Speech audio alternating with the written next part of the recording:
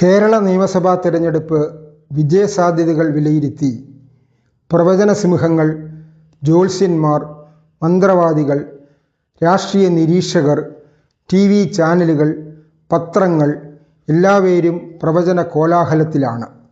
എല്ലാവർക്കും സ്വന്തമായ അജണ്ടയുണ്ട്. ആരും നിഷ്പക്ഷരല്ല.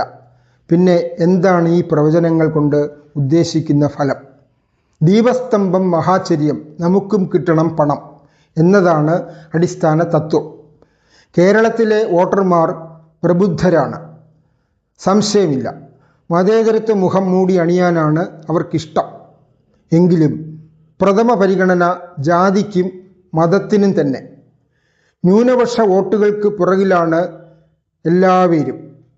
സംഘടിതമായി അവർ ജാതിമത അടിസ്ഥാനത്തിൽ വോട്ട് ചെയ്യും എന്നതാണ് അവരുടെ പ്രത്യേകത.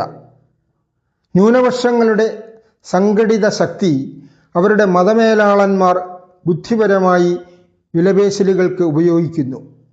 മതേതരത്വവാദികളെന്ന് സ്വയം കരുതുന്ന അസംഘടിത ബഹുഭൂരിപക്ഷം ഒന്നും ചെയ്യാനാവാതെ നോക്കി നിൽക്കുന്നു.